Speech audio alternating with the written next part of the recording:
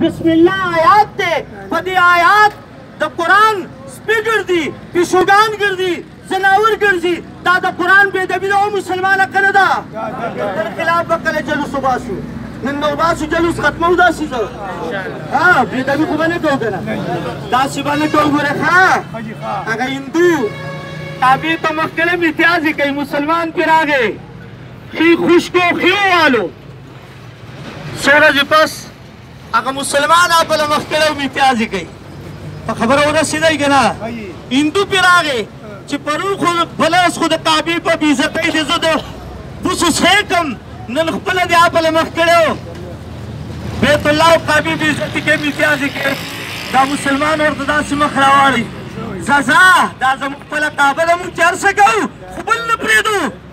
ستا دین ستا دی نو ته کار څه کې خیر دی خو بل نه پرېږدي زه د فرانس خلاف د امریکې خلاف چغه وایم چې مصنوعاتونه دې بایکاټ شي او پرزور مطالبه کوم چې د هغه کوم څه سفیران هغه دې د دې ملک نه رخصت شي خو مسلمانه تا ته مې وایم چې ګوره خدای نه ویرېږه د نبي بې ادبي مه کوه د قرآن بې ادبي مه کوه تاسو ته وایم دا پرده د قرآن حکم دی که نه دی پرده د قرآن حکم دی که نه دی جواب راکړئ وقرنا فی بیوتکن ولا تبرجنا تبرج الجاهلیة الاولى د قرآن حکم دی قل للمؤمنات یغضضن من ابصارهن ویحفظن فروجهن د قرآن حکم د هغې په دې ملک کې بې ادبي کېږي که نه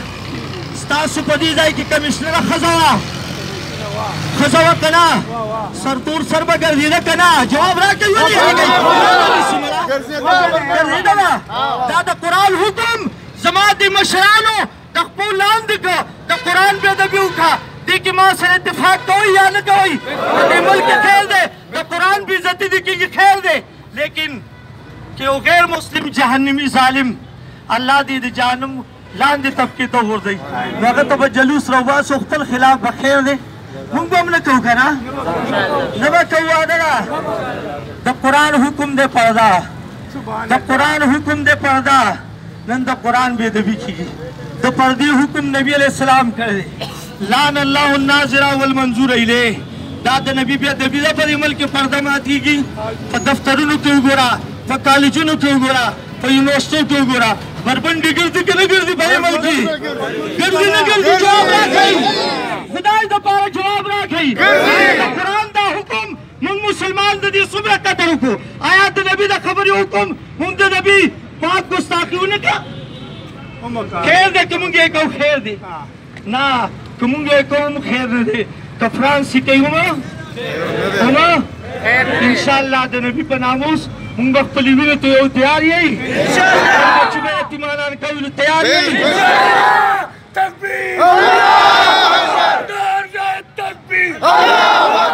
عشق رسول زنده‌باد عشق رسول زنده‌باد عشق رسول زنده‌باد فرانسیسی کتا های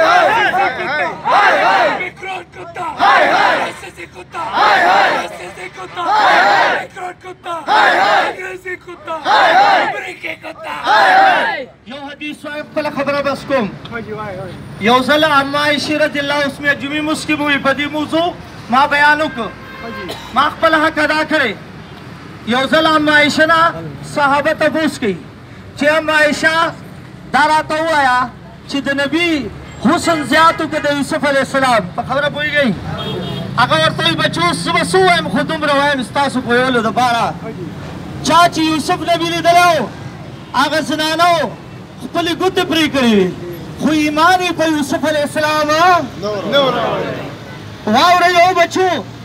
زما نبي او زما د نبي حسن چې چا لیدلی دی اول پې ایمان راوړی دی او بیا د ایمان نه بعد خپل وینې توی کړي خپل بچي یتیمانان کړي خپلې ښځې کونډې کړي دي آیا د نبي مقام لوی وکړي د یوسف علیه السلام شان محمد زنده‌باد شان محمد زنده‌باد شان محمد زنده‌باد عشق رسول زنده‌باد عشق رسول زنده‌باد عشق رسول زنده‌باد عشق رسول زنده‌باد حدیث کې راځي نبی علیہ السلام فرمائی اذا کان یوم القیامہ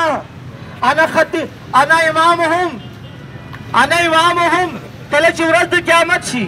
نو زه به د انبیاو امام یم و خطیبهم د دوی خطیب به یم وصاحبهم او د دوی ملګری به یم. ملګرو یاد لره نبی علیہ السلام فرمایي آدم وبندونه تحت لوائی یوم القیامه لا فخر لی. اے زما صحابو دا ورځ د قیامت باندې به زما لاس کې یو جانډوي لواء الحمد د هغې نوم دی. د آدم علیہ السلام نه والي تر عیسی علیہ السلام پورې 1,24,000 انبیا دا به زما د جانډې لاندې زه به مشر یم زه به امام یم او دا نور به مې مقتدیان وي. زموږ د نبي شان د ټولو د پاسه څه دی؟ وایي وایي څه دی؟ امام دی امام. دغې وجې نه چې معراج په شپه معراج کې تتلو نو موږ یې چا ته ورکړو؟ بیت المقدس کې. بیا دې ته چا ته ورکړو؟ امام الانبیا. او نبي علیہ السلام فرمایي په هغه جنت کې زه به د هغې امام یم په ورځ د قیامت به هم زه امام یم حتی چې زه به د جنت دروازې ته نږدې شم. نبی علیہ السلام وایي زه به وایم کلاو کوي دا دروازه ملایک به دننه آواز کوي چې ته څوک یې چې ته دروازه کلاول غواړي. زه به وایم زه محمد علیہ السلام یم. وایي ما ته به ملایکو وایي چې ما ته حکم شوی چې څو محمد دې دروازې ته پهله نه دی راغلی دا د جنت دروازه به شان محمد زنده‌باد شان محمد زنده‌باد شان محمد زنده‌باد عشق رسول زنده‌باد عشق رسول زنده‌باد. ملګرو طبیعت مې ټیک نه دی سینه مې خوږېږي ځکه ګنډه دوالته ګنډې ونیمه بیان دلته بس په دې اتفاق کوو خو دا اخري که مطالبه ټول به لاس ورته وایي سفارتخانې د فرانس د څه شي پاکستان نه بندې کړی شي دوی د کورونو ته ولېږلی شي نو ځکه زموږ د پاک نبي ګستاخي کړې ده. دویمه خبره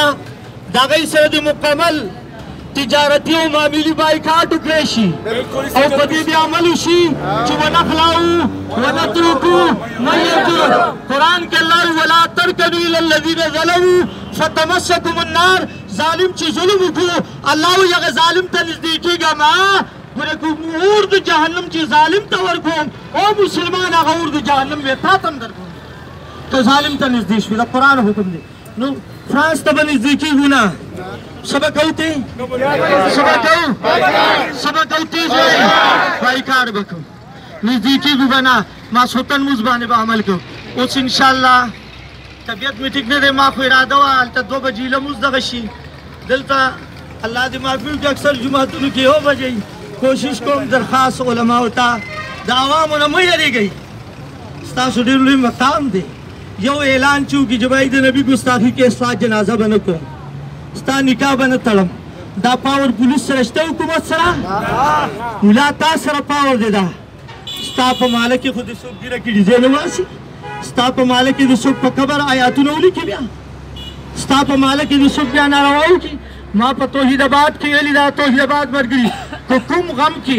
دم ټکور شو د هغه جنازه به نه کوم د هغه نکاح به نه تړم. دا پاور حکومت سره شته ملا تا سره پاور دی یېرېږه مه پرېږده دا مونځونه نه دي درخواست درته کوم اره نه دی درخواست دا مونځونه 9 بجې دغه ټایم کې کوئ ځکه د امام صاحب مسلک دا دی چې څومره اخر وخت شي په دې اوړي کې اوس خو جمعې را روان دی نو اخر وخت دا مونځونه کوئ. د عوامو طبیعت ته مه ګورئ چې فلان ځای کې هلته 1 بجه مونځ کېږي استاد جي یو 1 شپه زیاتي نه مونږ به د چا خبرې ته ګورو د عوامو که د الله د الله او که د الله د رسول دا یو درخواست کوم درته دا مونځونه خپلو ځایونو ته کوئ که سبا بیا داسې موقع راځي چې ستاسو زموږ مونځونه یو وي چې انشاءالله یو ځای په اتفاق کوي. زه د محترم فتح الله صاحب محترم لوی عالم دی دې ځای یو جذباتي انداز لري او د کام او د اسلام دا کوم جذبه چې ستاسو ده نو دا د خدای په